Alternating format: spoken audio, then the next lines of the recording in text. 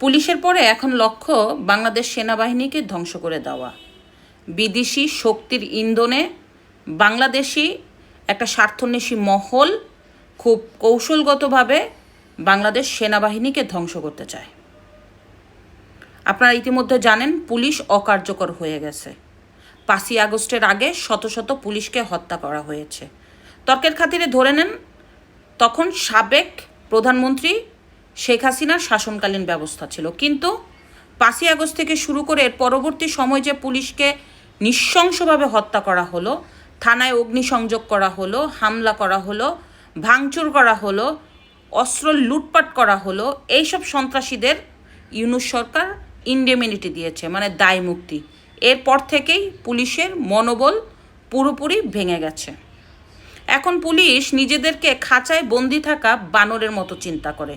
অনেক পুলিশ আবার চাকরি ছেড়ে দিতে চায়।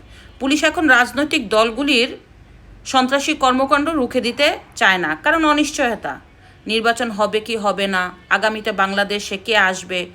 তাই এই মুহূর্তে পুলিশ নীরব ভূমিকা পালন করছে, মানে পুলিশ শক্তি হারিয়ে ফেলেছে।